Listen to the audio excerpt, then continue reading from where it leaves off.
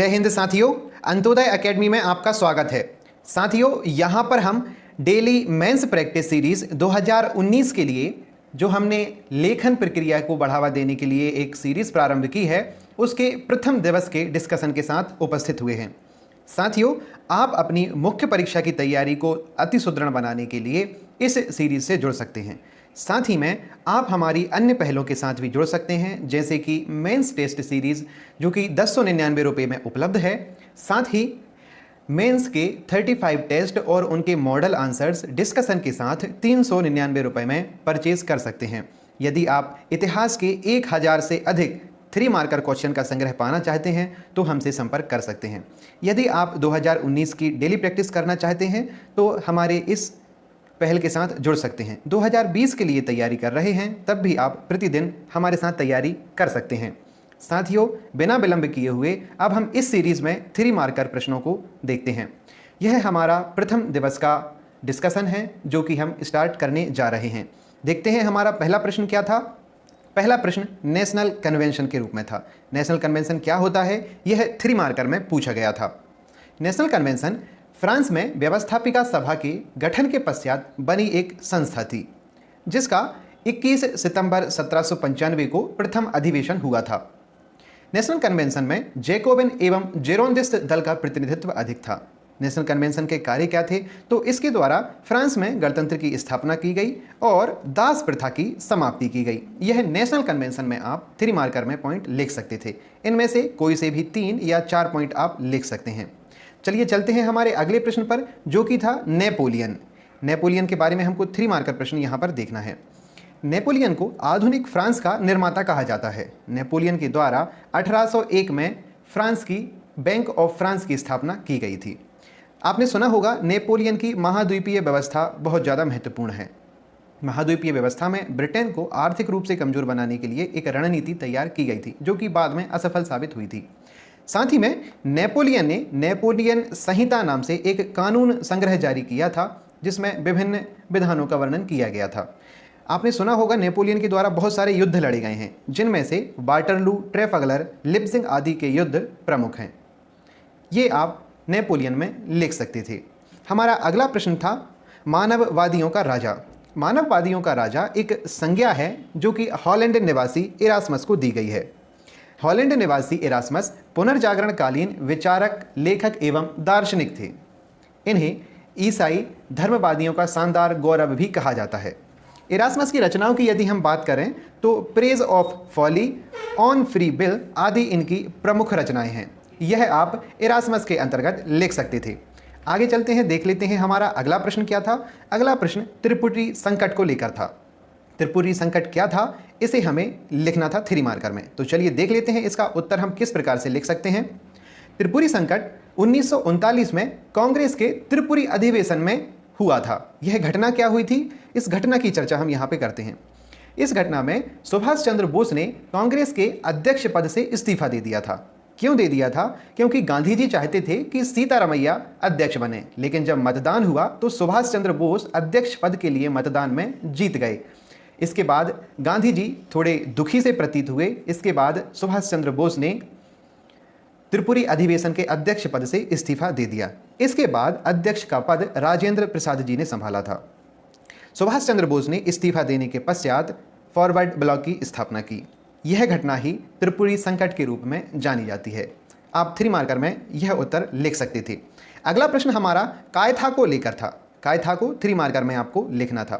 कायथा मध्य प्रदेश का एक ताम्र पाषाणिक स्थल है जो कि काली सिंध नदी के दाहिने तट पर अवस्थित है। उज्जैन के निकट यह स्थान मिलता है। कायथा स्थल के उत्खननकर्ता V.S. बांकड़कर को माना जाता है। अब हम देख लेते हैं कि कायथा प्रसिद्ध क्यों है, अर्थात इससे क्या क्या साक्ष्य मिले हैं। कायथा से हमें कृषि बस्ती का प्रमाण मिला है। साथ ही में तावा धातु विज्ञान के साक्ष्य भी कायथा से प्राप्त हुए हैं। यह कायथा में आप लिख सकते थे। अगला प्रश्न देख लेते हैं कौन सा है। अगले प्रश्न हमारा 6 मार्कर प्रश्न की सीरीज अब स्टार्ट हो रही है।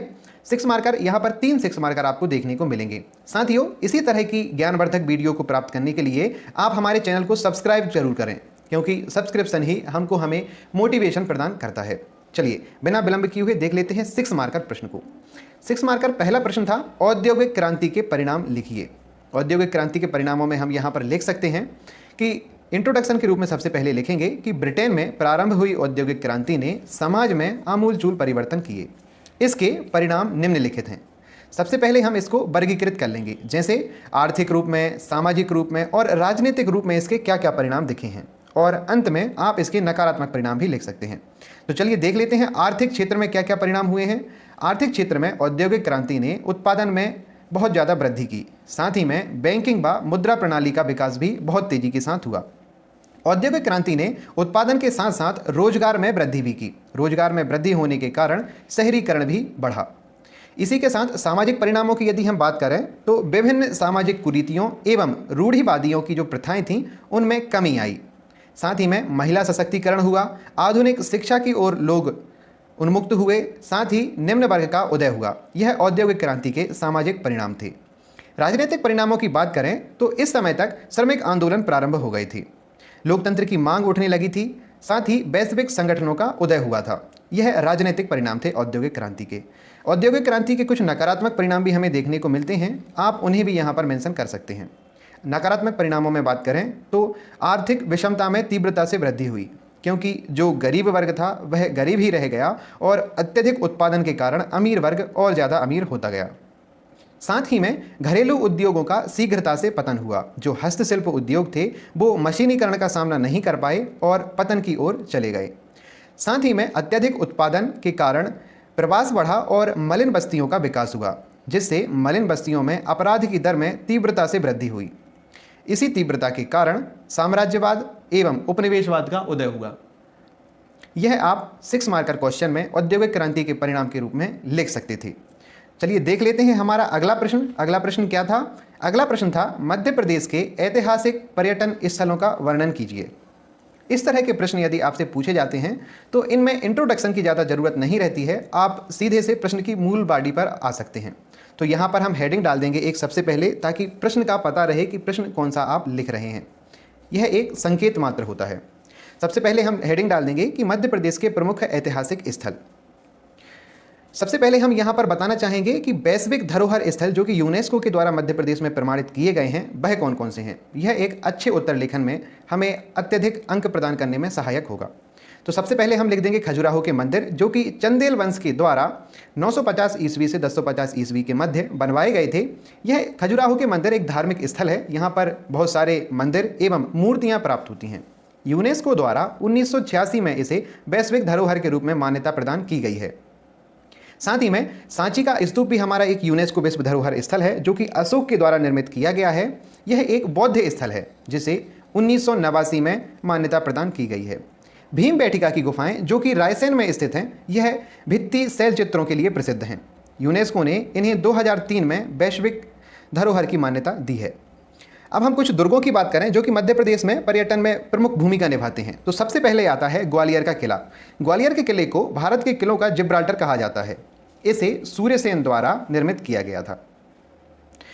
चंदेरी का किला जो कि अशोकनगर में स्थित है, इसे प्रतिहार राजा कीर्तिपाल द्वारा निर्मित कराया गया था। इसमें भी बहुत सारे दर्शनीय स्थल हैं, जैसे कि हवा महल है, नौखंडा महल, खूनी दरवाजा आदि देखने लायक स्थल हैं। धार का किला मोहम्मद बिन तुगलक के द्वारा निर्मित किया गया है। इसमें खरबूजा महल, अब्दुल्ला शाह का मकबरा, चंगल का मकबरा आदि स्थित हैं। मांडू को बाज बहादुर एवं रानी रूपमती के प्रेम प्रसंग के लिए प्रसिद्ध रूप में जाना जाता है। मांडू में भी बहुत सारे पर्यटन स्थल हैं, जैसे कि रूपमती महल, जहाज महल आदि यहाँ पर प्रमुख हैं।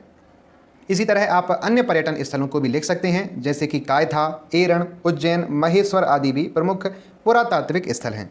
इस तरह से हमने बहुत सारे डायमेंशन को कवर करते हुए इस प्रश्न का उत्तर लिखा है। इस तरह से आप लिखेंगे तो निश्चित रूप से अच्छे अंक प्राप्त करने की संभावनाएं आपको बनी रहेंगी। चलते हैं हमारे अंतिम 6 मार्कर प्रश्न की ओर, जो कि था साहित्य के क्षेत्र में कालिदास जी के महत्व का उल्लेख करना था। इस तरह के प्रश्न को लिखने के लिए आप संक्षेप में कालिदास जी का इंट्रोडक्शन दे सकते हैं, जैसा कि हमने यहाँ पर देने का प्रयास किया है। भारत के शेक्सपियर के नाम से प्रसिद्ध महाकवि कालिदास ने विभिन्न नाटकों, उपन्यासों, खंड काव्यों एवं महाकाव्यों की रचना की है, जिनमें से कुछ प्रमुख निम्न हैं। सबसे पहले हम नाटकों की चर्चा करेंगे। महाकवि कालिदास जी के नाटक में सबसे पहला है अभिज्ञान शाकुंतलम। यह उनकी सर्वश्रेष्ठ कृति मानी जाती है। अभिज्ञान शाकुंतलम के अंतर्गत राजा दुष्यंत और शकुंतला के मिलन का वर्णन किया गया है। अगला कालिदास जी का नाटक है विक्रमोर्वशीयम, जिसमें कि उर्वशी एवं राजा पुरखा की कथा का वर्णन किया गया है। मालविका अग्निमित्रम, जो कि एक अन्य नाटक है, इसमें अग्निमित्र एवं मालविका के प्रेम प्रसंग का वर्णन किया गया है। यह आप यहाँ पर नाटकों में लिख सकते थे। महाकाव्य की यदि बात करें तो कुमार संभवम एवं रघुवंशम इनके प्रमुख महाकाव्य हैं। कुमार संभवम में शिव पार्वती के विवाह और कार्तिकेय के जन्म से संबंधित कथाएं बताई गई हैं। साथ ही रघुवंशम में रामायण पर आधारित सीता एवं लवकुश की कथा का वर्णन किया गया है। महाकवि कालिदास जी ने मेघदूतम एवं ऋतु संहारम जैसे खंड काव्यों की रचना भी की है। मेघदूतम में प्रेम की विरह कथा का वर्णन किया गया है, जिसमें प्रेमिका मेघों के रूप में संदेश भेजने का प्रयास करती है। ऋतु संहारम में ऋतुओं का अद्भुत रूप में वर्णन किया गया है। इस प्रकार महाकवि कालिदास जी ने साहित्य में अपना अमूल्य योगदान प्रदान किया है। इस तरह से आप इस 6 मार्कर प्रश्न को अटेम्प्ट कर सकते थे। अब आगे चलते हैं हमारे 15 मार्कर पर। आपको एक बार और याद दिला दें कि यदि आप इसी तरह के वीडियोस को निरंतर पाना चाहते हैं तो हमारे चैनल को सब्सक्राइब अवश्य करें। हमारा 15 मार्कर प्रश्न था, द्वितीय विश्व युद्ध के कारणों की विस्तार से व्याख्या कीजिए। द्वितीय विश्व युद्ध के कारणों को हमें यहाँ पर बताना था, तो हम यहाँ पर सबसे पहले थोड़ा सा इंट्रोडक्शन देखेंगे कि द्वितीय विश्व युद्ध 1 सितंबर 1939 से सितंबर 1945 तक चला। ये हमने हेडिंग डाल दी सबसे ऊपर, उसकी अवधि को बता दी। अब हम यहाँ पर थोड़ी सी पृष्ठभूमि लिख देंगे। पृष्ठभूमि कैसे लिखेंगे कि प्रथम विश्व युद्ध के कारण यूरोप में जो अस्थिरता उत्पन्न हो रही थी, वही दूसरे अंतर्राष्ट्रीय संघर्ष यानी कि द्वितीय विश्व युद्ध के संघर्ष की शुरुआत के लिए जिम्मेदार थी। परंतु द्वितीय विश्व युद्ध की वास्तविक शुरुआत 1931 में जब हुई, तब जापान द्वारा चाइना से मंचूरियन छीन लिया गया। इस तरह से आप इसकी पृष्ठभूमि को देते हुए प्रश्न के उत्तर को प्रारंभ कर सकते हैं। अब यहाँ पर हम अपनी मुख्य वाणी पर आते हैं, जहाँ पर हम लिखेंगे द्वितीय विश्व युद्ध के कारण क्या क्या थे। तो हम सबसे पहले लिख देंगे कारणों को। सबसे पहला कारण था वर्साई की संधि। वर्साई की संधि के द्वारा जर्मनी पर भारी आर्थिक प्रतिबंध रोपे गए, जिससे जर्मनी की जनता का लोकतंत्र से विश्वास उठ गया और जर्मनी की जनता तानाशाहियत के समर्थन में चली गई। यहीं से द्वितीय विश्व युद्ध के आगाज हुआ। अगला कारण देख लेते हैं, पेरिस की शांति वार्ता। पेरिस में जो शांति सम्मेलन हुआ था, उससे जर्मनी, ऑस्ट्रेलिया और अन्य देश इस पेरिस की संधि से खुश नहीं थे। इस पेरिस की शांति वार्ता जो कि जबरन थोपी गई थी, उसी के कारण उग्र राष्ट्रवाद की भावना का उदय हुआ। इस तरह आप इन पॉइंटों को लिख सकते थे। अगले पॉइंट देखते हैं, वैश्विक आर्थिक मंदी। प्रथम विश्व युद्ध के बाद संपूर्ण यूरोपीय अर्थव्यवस्था अमेरिकी ऋण से ग्रस्त हो चुकी थी, क्योंकि बहुत ज़्यादा धन की बर्बादी होने के कारण अमेरिका से यूरोपीय देशों को ऋण लेना पड़ा था। लेकिन 1929 में ऐसी परिस्थितियां बनी कि अमेरिका भी वैश्विक मंदी की चपेट में आ गया और संपूर्ण देशों के मध्य आर्थिक संकट उत्पन्न हो गया। अगले पॉइंट में आप लिख सकते थे, ब्रिटिश की तुष्टीकरण की नीति। 1917 में बोल्शेविक क्रांति के परिणाम स्वरूप साम्यवाद की शक्ति का उदय हुआ। साम्यवाद की शक्ति को इंग्लैंड तथा फ्रांस दोनों ने ही दबाने का प्रयास नहीं किया। इसी रूप में फासीवाद का उदय हुआ, क्योंकि इस तरह जब वह एक शक्ति उदय होती है जिसको कोई दबाने का प्रयास नहीं करता, तो अन्य शक्तियां भी धीरे धीरे पनपने लगती हैं। यही फासीवाद के उदय का कारण बना। 5वां पॉइंट आप लिख सकते थे, यूरोप की गुटबंदी। जर्मनी की बढ़ती शक्ति से आशंकित होकर फ्रांस ने जर्मनी विरोधी तथा जर्मनी ने इटली और बाद में जापान ने मिलकर एक त्रिगुट का निर्माण किया। अब इसी त्रिगुट के विरोध एवं उससे सुरक्षा एवं प्रतिरोध के स्वरूप एक मित्र राष्ट्रों ने भी संगठन बनाया, जिसे मित्र राष्ट्र का गुट कहा गया। इस तरह से भी यूरोप की गुटबंदी द्वितीय विश्व युद्ध को भड़काने में कारगर साबित हुई। शस्त्रीकरण भी एक अन्य प्रमुख पॉइंट है जो कि द्वितीय विश्व युद्ध के कारणों में गिना जाता है। वैश्विक निःशस्त्रीकरण की प्रयासों की असफलता द्वितीय विश्व युद्ध को प्रारंभ करने का प्रमुख कारण बनी, क्योंकि जब सभी यूरोपीय देशों के द्वारा शस्त्र का विकास किया जाने लगा, इसी से आशंकित होकर जर्मनी ने भी शस्त्रीकरण करना प्रारंभ किया। इस तरह जर्मनी भी मजबूरन शस्त्रीकरण करने के लिए आतुर हुआ। इसी के बाद द्वितीय विश्व युद्ध का आगाज हुआ। अब हम तत्कालिक कारण की बात करें कि यह कारण तो लॉन्ग टर्म थे। शॉर्ट टर्म में जो तत्कालिक था, जिसने चिंगारी को तात्कालिक रूप से जलाया, वह कारण था पोलैंड द्वारा डोसिंग बंदरगाह तथा पोलिस गलियारे को वापस न करना। जब पोलैंड ने जर्मनी के डोसिंग बंदरगाह और पोलिस गलियारे को हथिया लिया, तो जर्मनी ने उसे वापस लेने के लिए पोलैंड पर आक्रमण कर दिया। यहीं से द्वितीय विश्व युद्ध का प्रारंभ हो गया। अब आप निष्कर्षतः लिख सकते हैं कि इस प्रकार 1 सितंबर 1931 से जापान चाइना के संघर्ष से द्वितीय विश्व युद्ध के घटनाक्रम का प्रारंभ हुआ, जो कि भीषण जानमाल एवं विभिन्न राजनीतिक परिवर्तनों के लिए उत्तरदायी रहा। इस तरह से आप इस प्रश्न को अटेम्प्ट कर सकते थे। आपको यह वीडियो कैसा लगा कमेंट में लिखकर ज़रूर बताएं। वीडियो देखने के लिए धन्यवाद। जय हिंद, जय भारत।